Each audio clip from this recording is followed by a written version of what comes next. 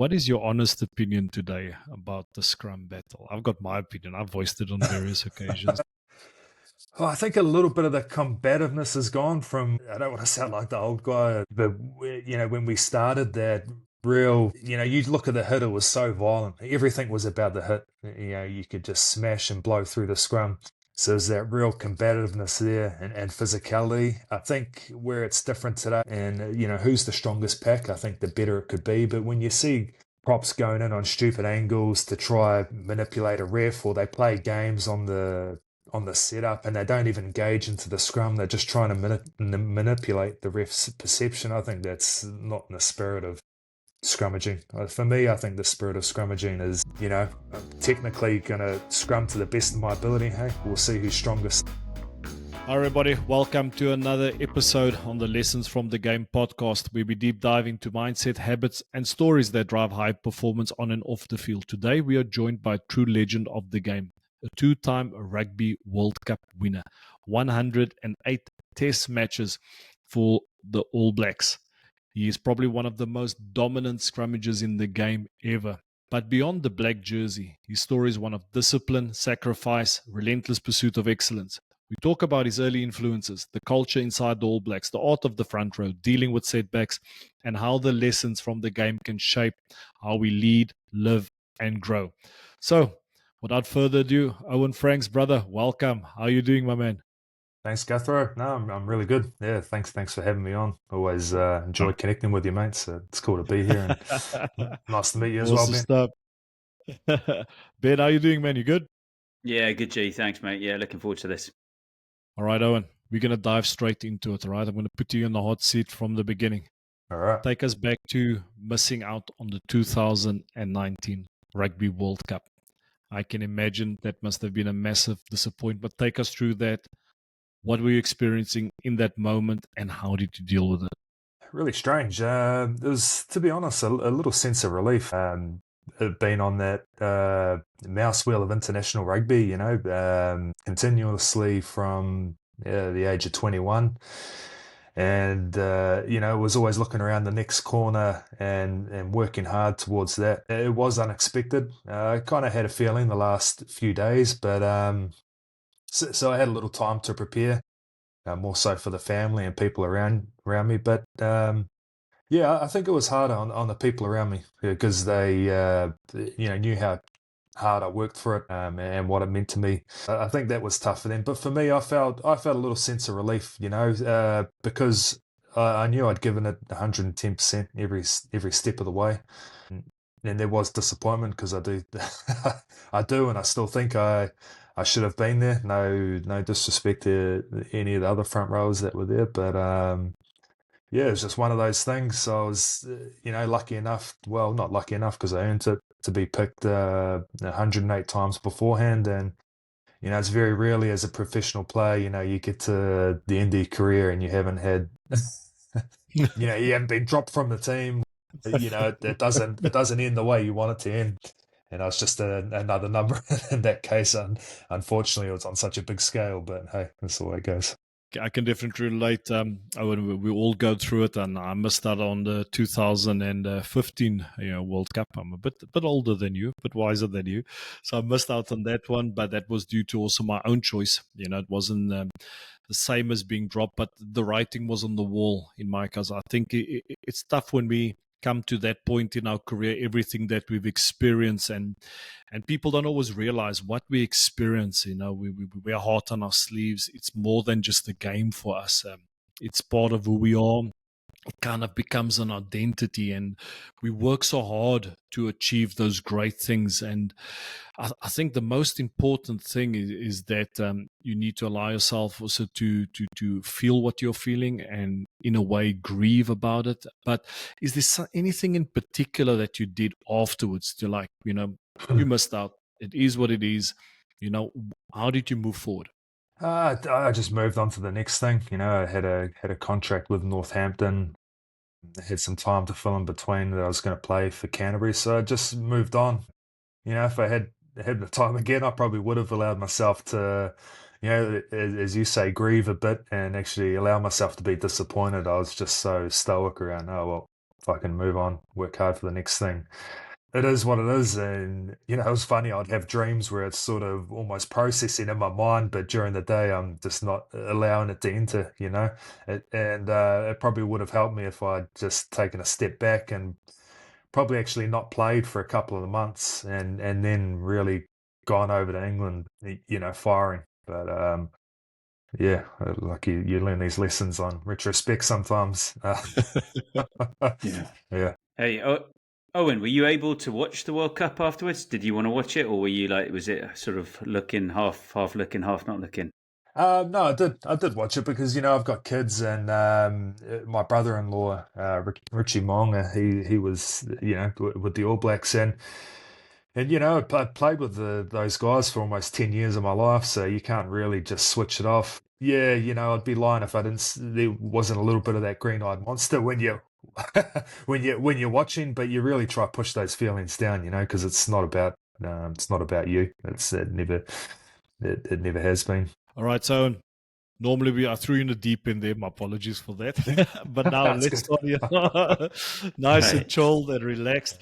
Yeah, So, you've experienced a great career, and honestly, I must say I've always enjoyed the little casual beers in the locker room after the game. That was yeah. kind of tradition back in the day in Super Rugby and even the All Blacks, in inviting the opposition into the locker room and just chatting. Used to love chatting with you and your brother. That was awesome. But we always normally start this podcast off with what is the one lesson from the game that you have learned that you can share with our young and aspiring rugby players or coaches listening or watching this podcast? Well, I think probably the best piece of advice or lesson I was given from a coach and a mentor, a really good friend, Scott Hansen, who's now assistant coach for the All Blacks, but it was in a really unique case where he mentored me from my first season of club rugby as an 18-year-old, and he was a young coach, RDO there at Linwood, and I think he could sense that I was going to become a professional, and he really pushed me hard to try and become great. And he said, when you're in that ride, just stay in the middle. There's going to be lots of ups and downs. A really simple saying, but don't ride the highs and with the lows, don't get too low. Just cruise in the middle. For me, especially looking back on my career, that's so important, because, wins, losses, form, injury, it's so important to stay level-headed, have an eye on your vision, where you want to go, continuously work hard for it, but don't get caught up in those moments where, like you said, your head's in the clouds, or, can be down in the dirt as well. All right, Owen, when you were still playing back in the day, you never really wanted to share too many secrets, all right? So now I want you to share all those deep, dark secrets. I'll be honest with you, my man. You were never a normal rugby player. You were aggressive. You were angry. Like I saw you drooling when we would sit down for a scrum. You were like ready to go. But that mindset, not everybody has it. And you're not, I don't believe you're born with it. I think that is something that you've developed over time. But take us back to the origin story of that mindset, that work ethic, when everybody in their off days in the cinema, watching a movie, having popcorn, eating M&Ms, then I'll see you in the gym, getting the work in. So where did that mindset start? I think it started from a young age. I've always been, I think my superpower, something that's natural to me as a rugby player, is I've always had aggression. I've loved the contact. I remember my dad watching games with us when we were young, and he'd love revving me up. He'd point out the biggest guy and say, "Hey, I want you to smash him today," and let him know that he's played against you. So that started young, and I think he really fostered that from he could see that excited me as a young player, and I think as I move on through my rugby career, yeah, I suppose that enhances through setbacks and things like that, making teams, not making teams. you just develop this resilience, especially when you're not, I think, a really naturally gifted player, which I don't think I was. Like me and my brother, we love rugby. We'd watch all the games and talk about who we admired. Like you said, train hard, but we really do love rugby. So always had that burning passion, and then to really foster that work ethic to like desperately want to get to the top. I think it develops a resilience and a hardness that comes out. And I've always been excited by big challenges. Like I remember my first start Playing for the the Bulls. Crusaders. Yeah, my first start for the Crusaders against the Bulls in Christchurch. And if you didn't know you and you looked at your face, you're like, fucking hell, that's a tough South African prop. So I was like, yeah, playing my first game against you, I was like, yeah, it was do or die for me. I was like, okay, this is where I find out whether I've got it or not. So yeah, you can imagine, how I fired up I was going into that game. remember that game. I remember that game because I was like, "Oh, this youngster. This is going to be easy." I'm like, "Oh, okay." The I funny still thing remember was, Corey having a good laugh after the game. yeah, that's right. Well, Brad Thorne was pushing behind me, and I respected him so much. I've watched him play league now in rugby, and he was really good friends with my brother. They'd laugh and joke around, and I'd enter the circle, and then he'd go quiet, because I hadn't earned my stripes yet, and so that was the first game where I did okay against you, and he started talking to me then, and we could have a laugh and a joke. So I think I earned his respect after that game, which was meant a lot to me. That's awesome. I was wondering about that game. I was also wondering about Brad Thorne behind you. I mean, G and I were talking about it the other day. You guys, I guess it came across that you had the similar sort of work ethic, a love for training, that desire to attention to detail as well. That must have been brilliant having him behind you. Quite reassuring. That was awesome. You couldn't, as a young prop, well, just any young player, to have a mentor is so important. I think, those older veteran players, I think it's overlooked, guys that just do their job really well, but also lead the way for younger guys around behavior, the right way to behave in a team. I think those old adages of keep quiet until you've earned your stripes, I think that's so important. They get overlooked a little bit now, and he was someone who really drove that. He would spend a lot of time with the younger players, but there's also that respect there, and hey, you got to earn your stripes as well. Nothing's given here, and yeah, and just the strength of the guy. As a scrummager, to have him behind you, I never used to worry about getting beaten on the hit, and the hit was so important back in the day, Guthrie, especially in the old crouch the crouch set days, and to have him behind you, I didn't even really care, because it had just so much strength behind me. It was, we'll take on whatever. All right, Owen. And it's funny talking about Brad Thorne. I had Bucky's Butter behind me, so So there's two monsters on the field. Owen, I want to take back and starting out. I know we hear a lot about your dad and the massive role, and if I'm not mistaken, your grandfather as well. The role. Is there any people that really influenced you when you were younger? Because I do believe that is part and partial one of the reasons that you developed this mindset. I mean, my father was part of that back in the day, teaching me discipline and giving me guidance. But is there anyone that really had a massive influence in your life starting out in your younger days, yourself and your brother?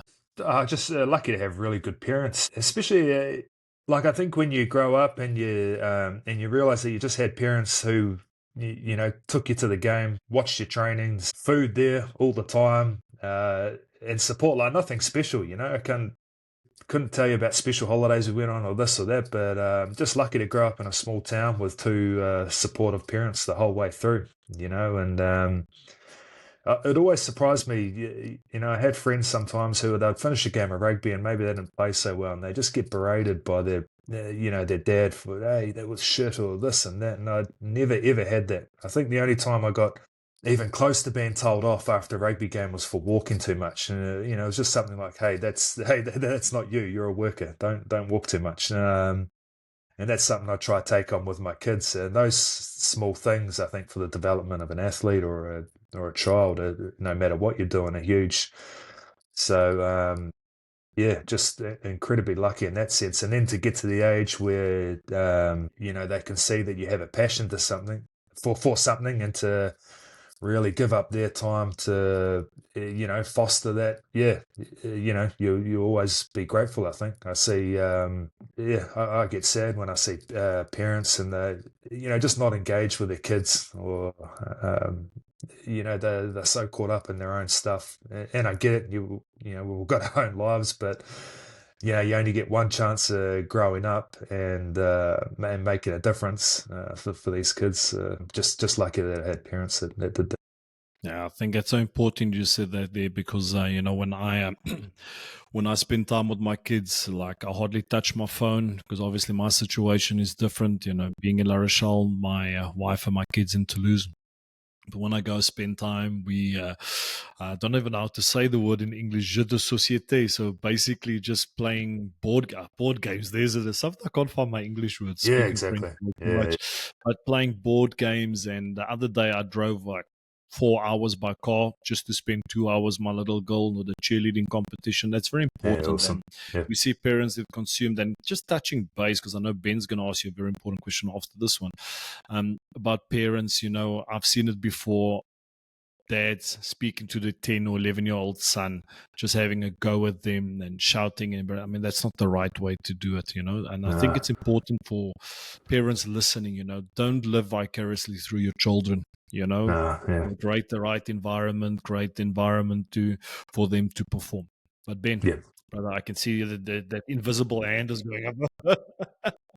Well, they're all important questions, but no, it's interesting. You took the words right out of my mouth about the vicariously thing. I see that quite a lot here with football. If my youngest son plays football and on a Saturday morning, and Uh, it's incredible. I think it's more so in football in the UK, because there's an expectation that you're going to achieve something. And I guess it might be similar in New Zealand, because parents are aspirational about their kids becoming an All Black, yeah, because yeah. it might be, I don't know if it's similar or, but No, yeah, I think so. yeah, Yeah. yeah, but I think Owen, they just one of lose. No, sorry. No, I think. Yeah, I think it's easy to lose perspective too around what the kids are going through, and they're just out there having fun, and there's so many great things from the game that they're getting. But yeah, like you said, these parents have these expectations, like they're little, professional rugby players, and they should be doing this and that, and they're judging their decisions. It's like shit. It's just let them play. yeah. So, like, what we tend to see, I think, across most sports is if people stay in them long enough and they're having fun, they're enjoying them, then they develop, because they've got enough time in the game and there's no pressure. But I wanted to ask you about when did you think, actually, I've got a crack at becoming a professional rugby player? What was the thought process for you? Was it, I love this, I want to do it as much as possible, and then actually I'm all right at this, like, actually I could maybe have a crack at doing something here? How did it happen for you? Yeah, I think it was probably when I made the first 15 for for the high school. I went to Christchurch Yeah. Boys High, and it's a big rugby school here. And for me, that was huge. It was like, okay, I've got to, I'm starting to I'm starting to show signs here that I actually could go on through, because a lot of All Blacks came from our school, would always do well on the national stage. I always had a really strong self belief that I could do something great, but that was when I really started to believe it. It wasn't just a pipe dream. It was like, okay, we're making some inroads here. Yeah, we had a really good couple of years. First 15 rugby, I made the New Zealand secondary schools, and yeah, I was on the path. I was on the path then, but there was a lot of hard work that went in beforehand. My brother started training seriously when he was, I'd say 14, 15. And, when he did, I followed the lead, really. I was like, well, if he can do it, I can as well. So, for me, from 12, 13, we were, running, a little bit of lifting, and it really started from there. That's awesome. Well, that's one of the things I was going to ask you about, because you're renowned for, like, that work ethic, that hard work, but also sort of that love of training, S&C. What people were talking about you and your brother lifting weights as well, and being strong, and all that. Is that where it began? You had that windshield effect with being able to look up at a big brother who was sort of leading the way. Yeah, exactly. I saw the results that Ben was getting. I was like, man, this is my path. It was like that younger brother. Well, if he can do it, I can do it as well, and I'll try to do it better. Because Yeah. we're so competitive.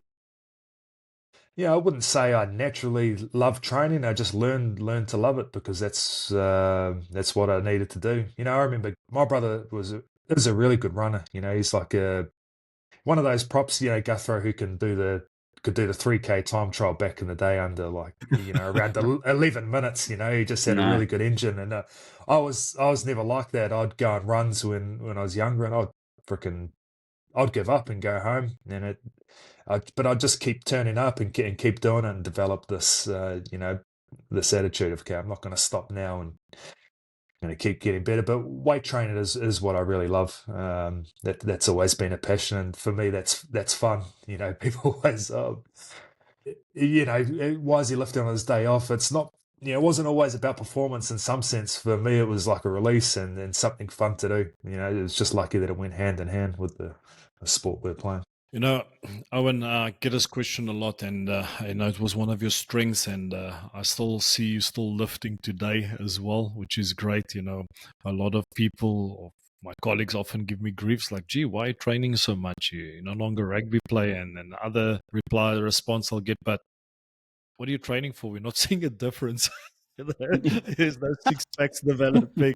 Guys, it's like he just mentioned it's about a release, so Yeah, that's great. yeah, But I exactly. think the big thing is a lot of props. I always get this question, and it's often props, sending you messages on social media. So, right, coach, what should I be doing in a gym? Is there maybe like 4 or 5 fundamental movements or exercises which is really beneficial for props when it comes to scrummaging? Yeah, they interested in your thoughts on this, Ben. But I think the simpler, just the meat and potatoes. Really good squat, with good mobility in your squat, technique first, and then push the weight up. Especially for scrummaging, Guthro, we're conducting power from the back through our midsection, so you've got to be really robust through the middle. As I see a lot of younger props, they just haven't got that hardness through the middle, and you can develop that through those core lifts of squat, a good pull from the ground, deadlift, press, rows. Just build a really robust body. Doesn't have to be anything fancy, but yeah, you got to hit the key lifts and do them well, consistently well. Anything from your end there, Ben?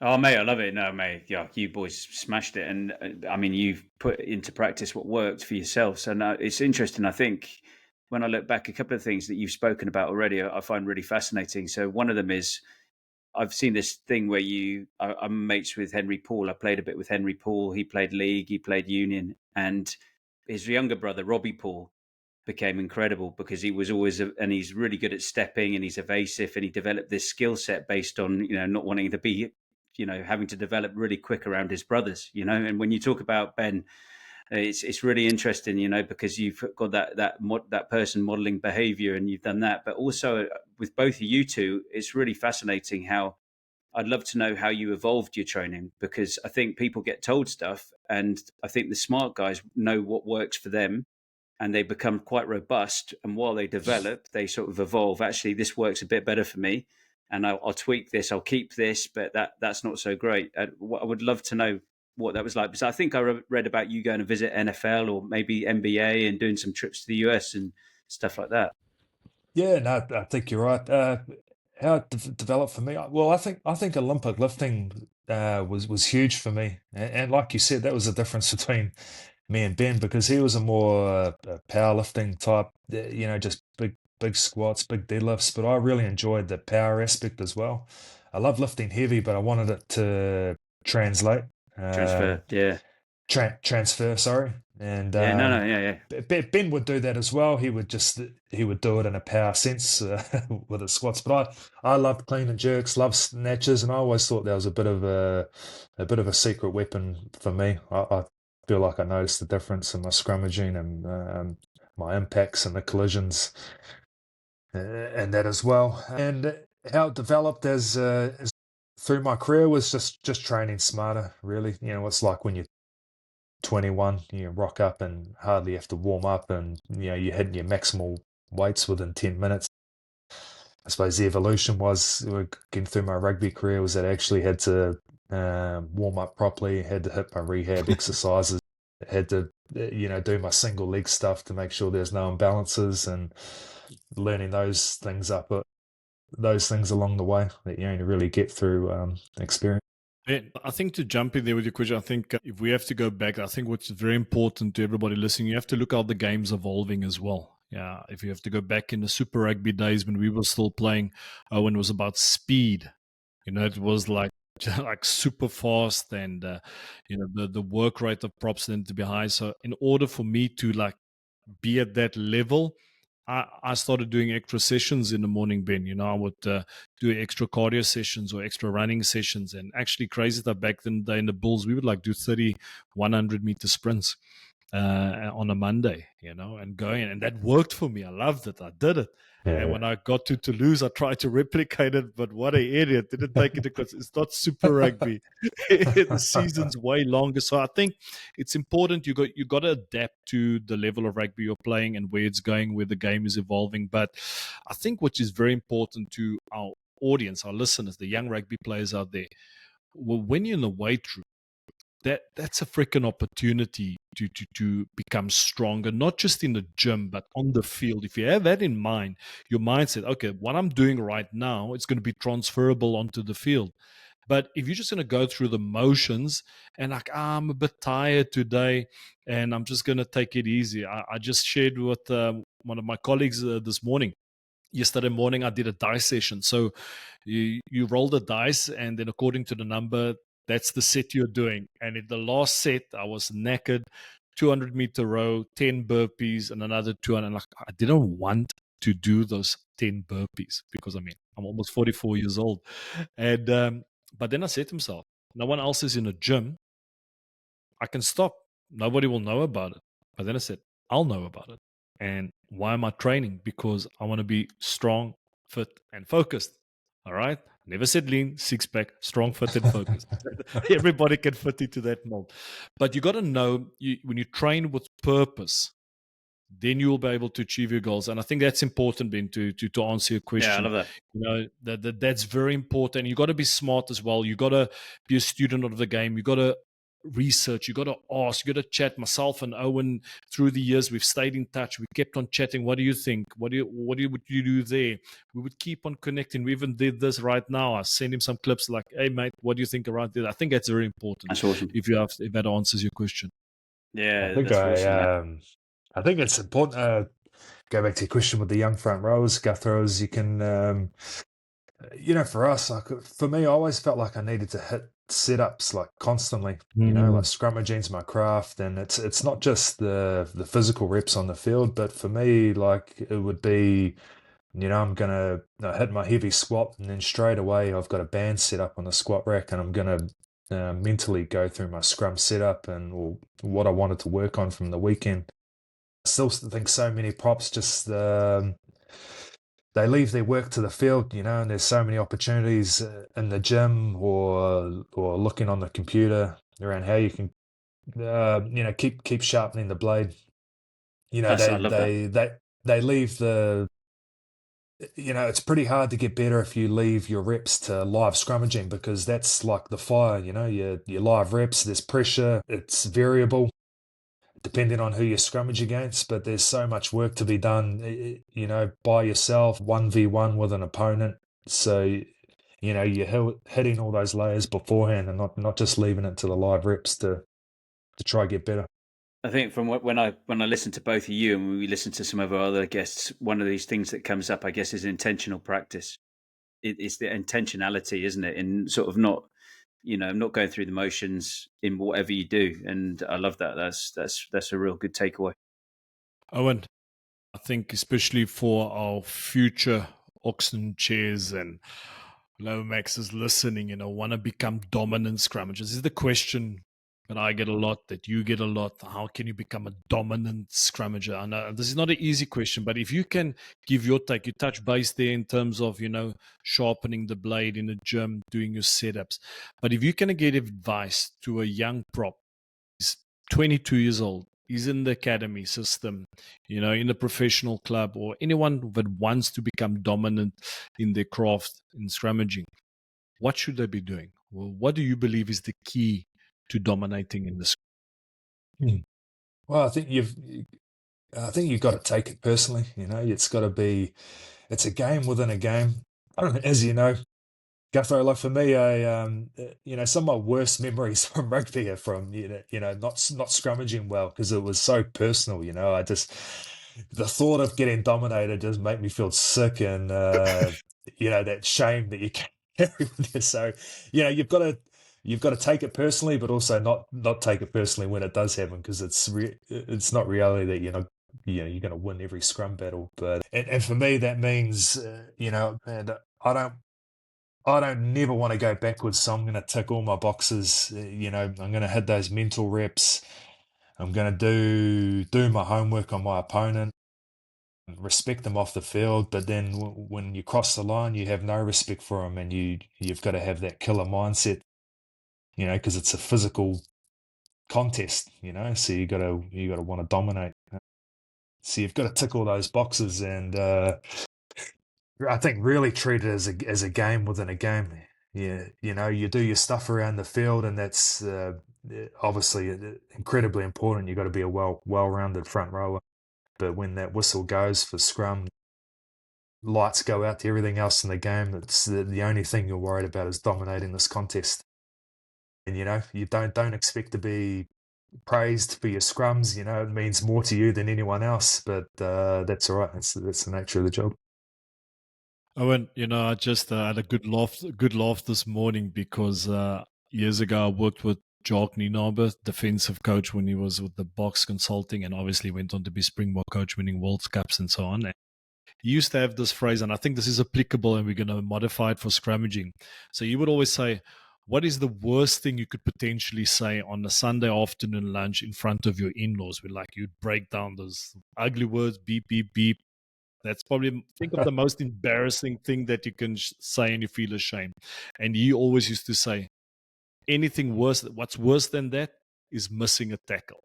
So we'll modify that and saying, imagine the worst thing you can say in front of your in-laws on a Sunday lunch is fucking up a scrum. So, it's you've awesome. got to, like you mentioned, living with that shame. And I think it comes down to your badge of honor. I mean, through the years, the rivalry with South Africa and the All Blacks, playing against guys like yourself and Carl Heyman. I mean, some days you had good days and bad days. I mean, it's like that would stick with you. It would stick with you forever. Exactly. Like all that next game. And it's not like you don't. Yeah. Like I said, it's not realistic. You're going to dominate every battle. I think I really love Mike Cronstone. It's like a world-class prop. 8 out of 10 he'll get right. Those 2 out of 10, are not going to go well, but it's how you fight through those two. How can you try save the day with with just your fight and your resilience. You'll see it, Guthrie. Some props can technically very good, and then 1 or 2 scrums that just absolutely shit the bed, and it's so it's not always going to go right. But also, how can you fight through, with your back bent a little bit bent, turn sideways, and try save it. Oh, and that's awesome. I could ask you so many more questions about that, and about when we were talking the other day, G, about players, young players, how much rugby they watch and stuff like that. But when something you just said, then you referenced Mike Cron. I think you made your All Black debut when you were 22. Is that right? 22. Most 21. people, Yeah. 21. Sorry, and But so like the perceived wisdom is that props don't mature, and they don't they have to do the years. You have to get all these lessons and these battles under your belt. And you talk me through making your debut at 21, and then was that what did you think this has come too soon? Like how did that happen? Ben, just to interrupt you there, he did actually mature. I can tell you, he started at 21, but he definitely matured. We felt it. Well, that's the thing. I mean, like, if you're already in it, you're already, you're not 25, 26. You've taken some names. You're not, you're 21. You're boom, and then you get 108 caps. Do you know what I mean? It's like you're learning on the job, but there's learning on the job and there's learning on the job. That's unbelievable.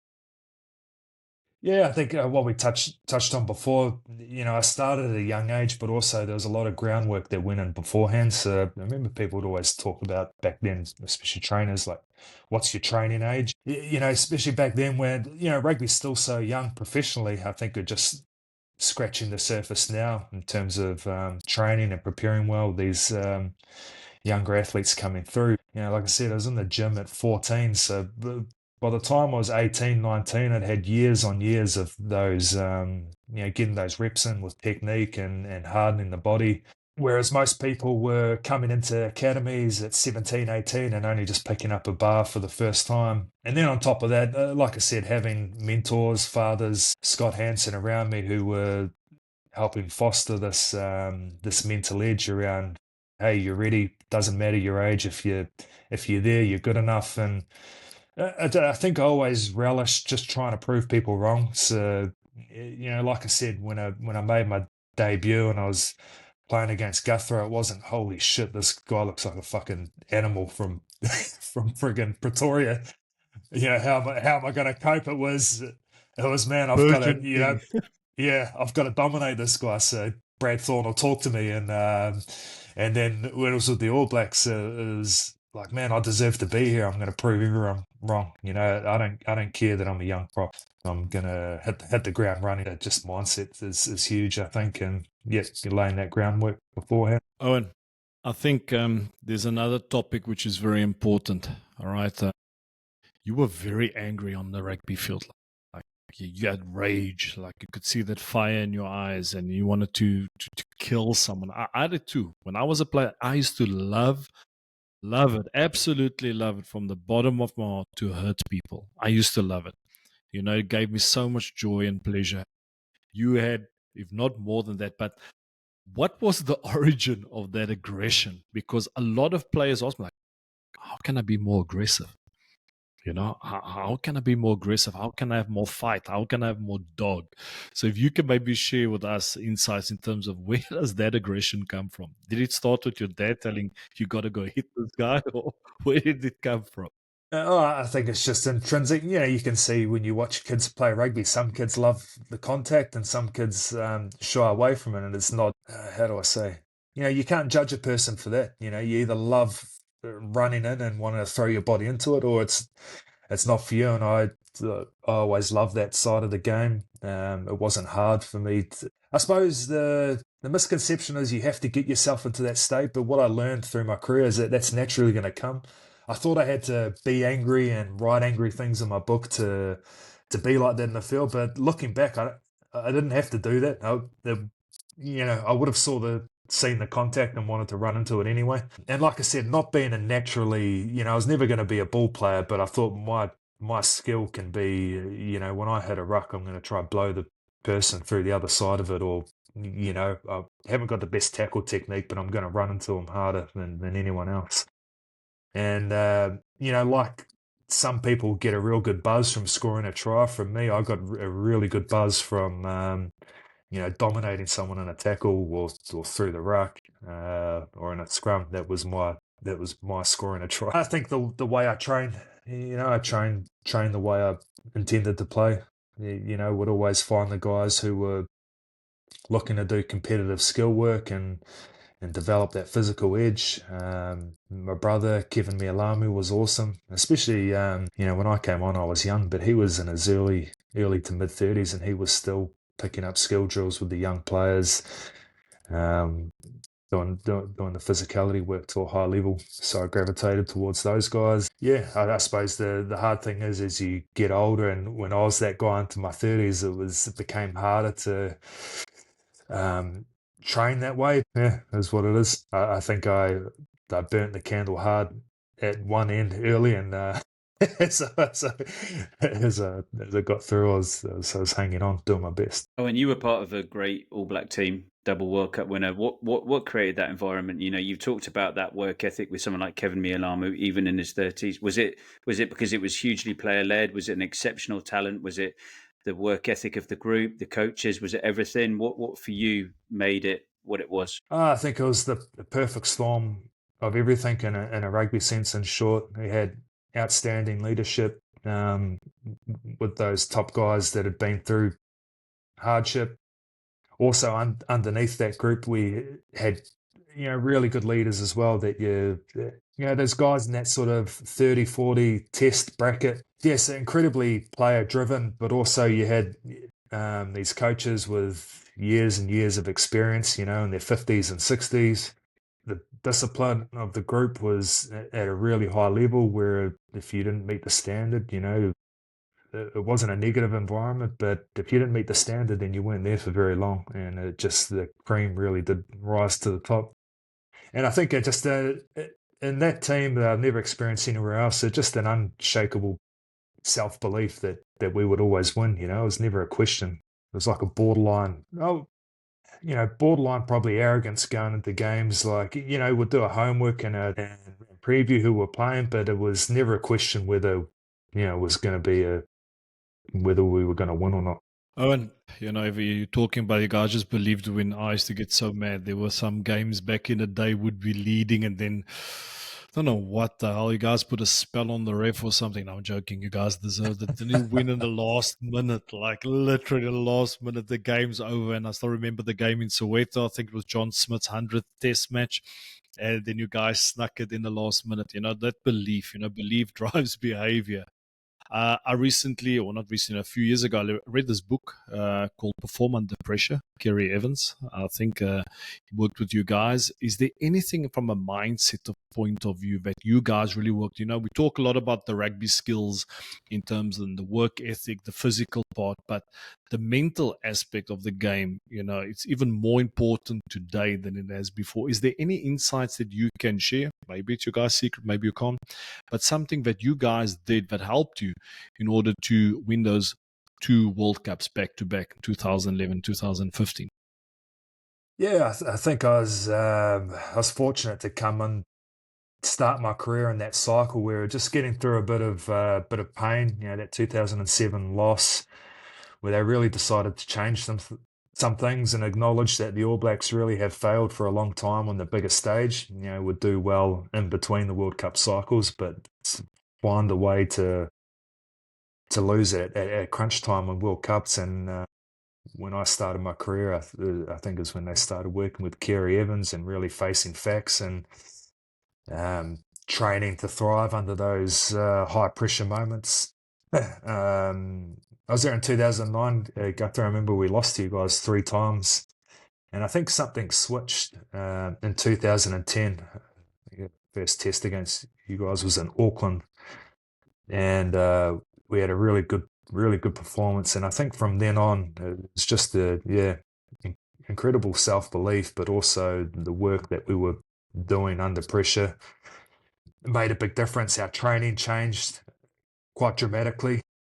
I remember like our Tuesday, like a typical Tuesday rugby session, usually quite long, you get through your physical work, but our Thursday became like a really high intensity, almost game speed and a half, where the coaches were going to throw a lot at us and really force us into those pressure situations to see how the leaders handle it and throw some crazy situations at us. And we had Kerry Evans working in the background, I think largely with the leaders as well, around handling those moments well. The whole breathing thing you see now that teams do, we were doing that, but with purpose. Everyone understood why we were doing it. It wasn't just like a feel-good moment. Let's all, hug each other and breathe. It was a real purpose behind it, around, getting our heart rate back down, delivering clear messages, and then executing those messages and having plays that we went to when we're under pressure. And that just developed over that sort of 8 to 10 year cycle. With Kerry Evans and Gilbert and Oka driving that in the background. It's fascinating listening, because when you talk about that in sort of an invincibility mindset, you didn't expect. I'm thinking G is probably thinking, you boys were thinking probably the exact same thing, Guthrie. you guys were probably having the same mindset, and it's like one object and then another immovable object, with a similar sort of mindset. And maybe it's the setbacks, with all the setbacks that New Zealand has had previously.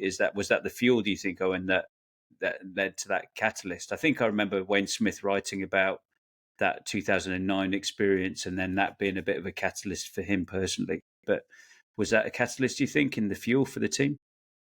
Yeah, I think so. Like I said, I think it was, it just seems to happen in cycles where you get these once in a generation type players. And man, we were lucky to have, probably 10 of them, like Conrad Smith, Richie McCaw, Dan Carter, and then, half a dozen guys underneath that who were, just don't come around too long. And then you had probably coaches that were in that same category. And then with all these lessons, it's pretty hard to put your finger on it, and even during all that, we played South Africa a lot, they won 2-point games. And it's funny what that means to a nation because, New Zealand are probably on the other side of that now with South Africa going through this golden era. And it's not like they're blowing teams out of the water by 20, 30 points, but they're consistently winning. It's a habit by 1 or 2 points because they've got that belief. They've got a coach, who's been there a long time with great coaches around them. Then you've got you could argue once in generation type players to South Africa right now who are driving that group. It's just, it just seems to go in roundabouts, I think. Yeah.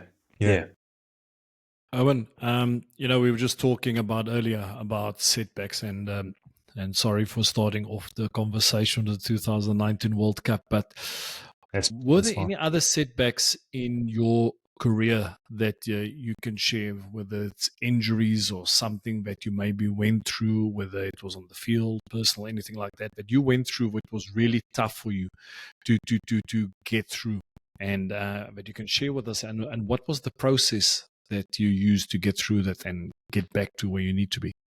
I think looking back now, I think England was a bit of a disappointment for me. I had intentions going over there, and I'd been a one club guy up until then with the Crusaders, where things were done a certain way. I really trusted the coaches and the people around me, and I had intentions of going to England, and I wanted to dominate in the Premiership, big scrummaging league, and I thought, man, I'm going to go over there and show what I can do there, and it just didn't work out that way. It was a different culture.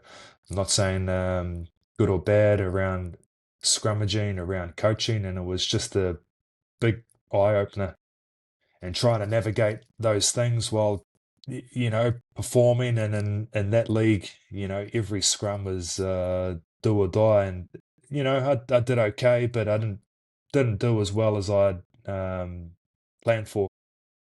So I'd say that was a disappointment. And looking back, I'd probably do things differently. Yeah, but how I navigated that, I remember reaching out to you at the time because I wanted that. I didn't really trust the scrum coach I had at the time. Well, I didn't. And I just wanted an outside perspective around what you were seeing, and the points you gave me were spot on. They were actually what my gut feel was telling me. But it was really important to have someone else sort of reaffirm those things to me, which is why I think it's so important for players to have that mentor, or have guys you can go out to outside of your rugby environment. I think you've got to remember as a player, the resources within your team, they're looking after 30, 40 other guys in your team. It's not going to be just about you. If you can have a mentor that's only looking after your interests, who can give you bits of gold that your coaches might not be able to give you, is so important. And I think to trust your gut feel. If you know something's not right, and then stick to your principles, and that's what I would have done different going there. But that was valuable for me at the time, and that really got me through that. That's awesome. Yeah, rugby's special. Whenever we get feedback, people talk about the power rugby. They love rugby. They love sport generally, but the rugby. But then within rugby, we have these different dynamics and relationships. And what you just described with the front row union, and helping somebody, on the face of it, if you were talking another sport, a South African helping a New Zealander, or whatever, an Englishman helping a German footballer or something like that, it just wouldn't happen, But it's really special, and it's it's amazing that we talk about mentorship a lot as well, and just having another pair of eyes and somebody who can maybe guide you or ask you those questions and hold you to account, or just be that, yeah, you're on the right track. Don't worry. Yeah, I think so, especially with scrummaging, because there's no secrets there. I think we keep a lot to our chest because it's a personal endeavour. I could be scrummaging against Guthro next week and tell him all my secrets and exactly what I'm doing preparing to the game, but we've still got it's still a physical contest. It doesn't matter if he knows he knows my technique, I know his technique, but it's but we keep everything so close to our chest because it's that personal battle. But hey, I think if we could share more and share our experiences, it's only going to make everyone better scrummagers, and it's only going to make the contest better. So yeah, don't be afraid. Don't be afraid to help. Owen, you just mentioned there, it's that personal battle. You can know what your recipe is or what your strategy, but it comes out that it's physical contest. What is your honest opinion today about the Scrum battle? I've got my opinion. I've voiced it on various occasions. Yeah, it's. I think a little bit of the combativeness has gone from. I don't want to sound like the old guy, but when we started that real, you look at the hit, it was so violent. Everything was about the hit. You could just smash and blow through the scrum. So there's that real combativeness there and physicality. I think where it's different today, it's a longer isometric. I think your technique has to be better, really, for a longer time. I think there's a different capacity for it. There's longer scrums, and if you're not, if you get your breath wrong, for example, on the hit, and you're compromised, it's going to be tough for you because you got to be able to hold that strong isometric position for 6 to 7 seconds, or if they decide to keep the ball in. But definitely the physicality and the combativeness out of the hit has gone.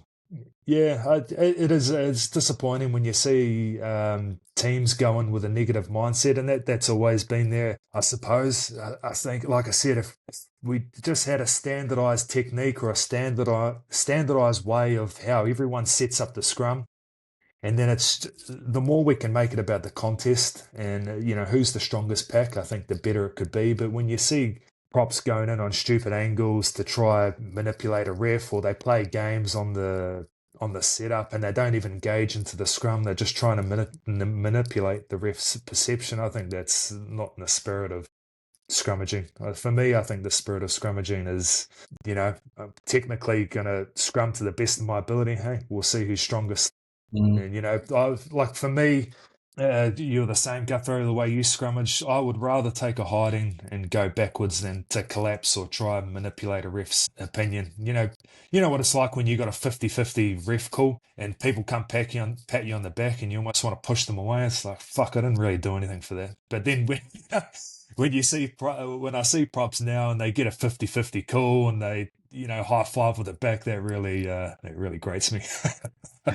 Treachery, man. Treachery. I say, bring honor back to scrummaging. Bring honor back to scrummaging. True there needs to be battles. an honor code. Yeah, that's for sure. Yeah. All right, Owen, we're going to move along. We don't want to keep you too long, but we want to talk about life after rugby.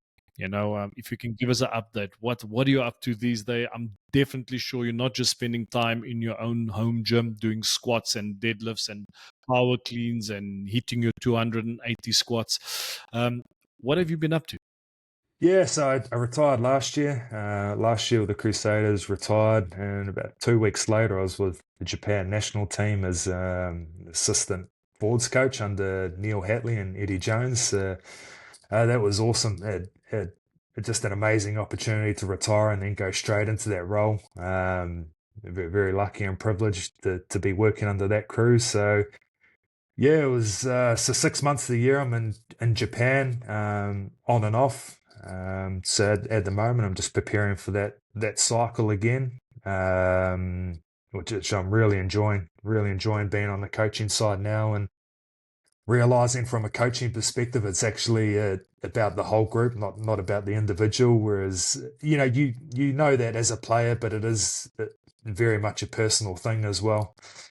And really trying to influence these young front rowers, pass on my experience and help them in their career is I'm finding really rewarding.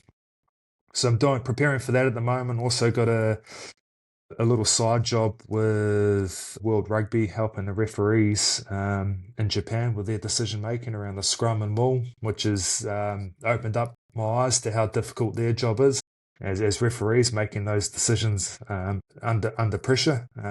So I'm enjoying that, and just making the most of being at home with the kids. Like you said, Guthrie, we travel a lot, but I'm just trying to make sure that when I am home, I'm home, and turning up to the practices and being there for them as well, Owen, are you and missing training. playing? Yeah, I was gonna say. No, I'm not. To be honest. I think, like I said, a bit unique, Ben, where I always wanted to perform at the very highest level, and I think those last few years where I wasn't at the highest level in terms of international rugby, wasn't probably able to throw my body around the way I would have liked to as a 21-year-old. I wouldn't say hanging on. I was still more professional than I've ever been, but yeah, just wasn't quite the same. I think you get to that realization when, hey, my body's not a 21-year-old body anymore. It doesn't recover the same. I'm not that I was ever a fast player, but there's just, you lose that bit of power, a little bit of pop, and didn't really enjoy that feeling the last few years of, I always enjoyed going into pre-seasons thinking I can become a better athlete, and it came to, it was a tough realization, and it probably hit me a bit later. I was like, I'm going into pre-season, hey, I might be able to pick up a bit of strength, but I'm not going to be a better athlete than I was when I was 24. So it's just the way my career finished was good, where I had this opportunity, and I can stop now, and I can move on and really try influence these other front rows coming through. I would love to. I mean, was it special for you to be able to go back to the Crusaders? And you mentioned being a one club man. I think that means a lot to you. And prior to moving to Northampton, what does that mean to you? Can you tell us a bit about the Crusaders? Yeah, it was nice to finish at the Crusaders where I started. No, I love the Crusaders. I love the ethos and the culture there. It's always been a team first, a work ethic culture, and the pleasing thing to see was, even though we had a horrible season in terms of Crusaders standards, but one thing that hadn't changed was the work ethic of the players. There was no negativity in the group. There was no talking behind coaches' backs or players' backs. It was still a very honest working group. It's just what happens in rugby. You get a few losses, and it it can become a bit of a habit. And it's awesome to see that they've turned that around within the space of 1 year. They're back on top of the leaderboard, and I'm sure it was only just refining a few things and getting a few wins, and the confidence of the group has gone back up again. But like I said, the great thing to see was that the culture around work ethic, team first, hasn't changed at all. So that was awesome. That's good. Oh, the Crusaders. Those were the days, man. Those battles those intense. Oh, my goodness. Oh, my gosh. I actually still remember, what I love about Super Rugby back in the day, we would go at it on the field, but afterwards have a few beers together. And I remember once Robbie Deans called me aside, and he just called me on my nickname, hey, G, take it easy with the boys, take it easy with Campbell and Corey tonight, I think it'll be the other way around with those two. Yeah. We're kind of running out of time, but I've got two very important questions before we start to end everything off. I think, and this is very important, and you really need to consider before answering. Have you recently run a Bronco post-career? Because we had all the coaches running recently. I would like to know your score. No, I was never very good on the fitness test. So it was funny. Actually, leading up to that 2019 World Cup, they actually said, look, the slowest two props for the Bronco aren't going to make the World Cup squad. And immediately alarm bells went off on my head. Well, like, fucking hell, it's not good for me. But I trained hard for 6 weeks to try and improve on that. improved my running for that, and I think I improved by about 3 seconds. I got Is it- 5:26. It was fucking, yeah, terrible test. So just to be clear, you haven't run it as a coach yet. No, hell no, no. Oh man, I ran it 3 times, and I ran it. When was it? More than 5 weeks now ago. I wasn't great. My previous record as a coach is 5:31, which Yeah. I ran in preseason last year. Shit, that's good. But this one I ran 6 minutes, wasn't great. But you're talking about a Bronco. Yeah. Well, when I got signed, I went to Stade Francais as a medical joker. I had to go to this fitness test because they said he's done, he can't run anymore. I got there and I had to go through all this battery of tests, and I had to run a Bronco on my own just with the S&C coach. Oh, And okay. he said, like, you got to get a good score, otherwise they won't take you. That was my personal best at the age of 37. I ran a 4:56. That's impressive, man. I was going Yeah, at it. that's But awesome. okay, that aside, Ben, I know you got 1 or 2 more questions before we sign off, before you ask the Mate, I've got last loads question. of questions. I've got loads of questions. We've run out of time. I'd love to know loads. I could do a whole episode about the Crusaders. I'd love to know the key to this, like the sustained success. You see teams, they're successful once or twice, but that's another episode. And you boys could do one about scrummaging alone, I reckon. And that would be really interesting for people. But I'm definitely going to get one on just for scrummaging, and that will be a private one. We will go really deep diving into some stuff.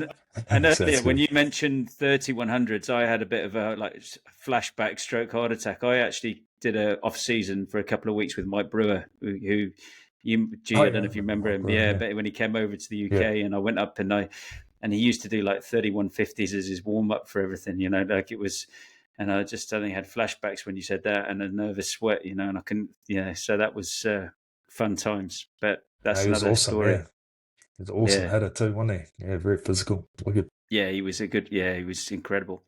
Yeah, Owen, it's been brilliant having you on. Thanks a lot. But the final question is, we would love to know what lesson you've taken from rugby that you use in your everyday life, and what and anything that you have really said, okay, that's a really good lesson that has stood me in good stead throughout my career and then in my latter life as well.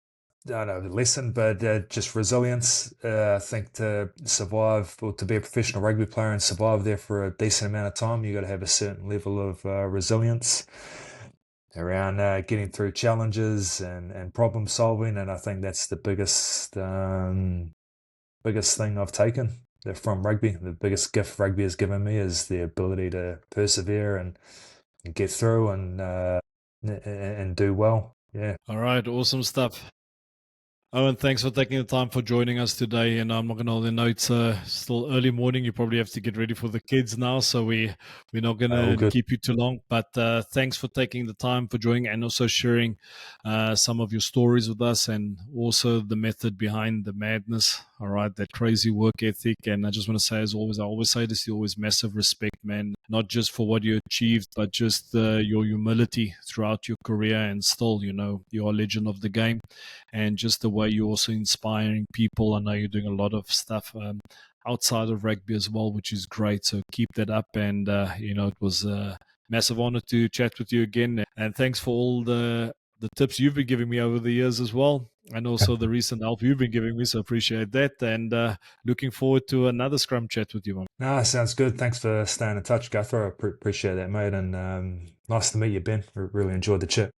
Cheers, Owen. Yeah, it's awesome to have you on. Thanks for your time. All right. So to everybody that has listened to this podcast, guys, if you really enjoyed it, please give it a like and subscribe to our channel. And please, as always, if there's anything you would like to add to the conversation, please just leave a comment on our platforms on Spotify and YouTube, so we can have more unbelievable guests like Owen that joined us today. That's us, guys. Hope you guys have an unbelievable day. Ciao, ciao. Bye.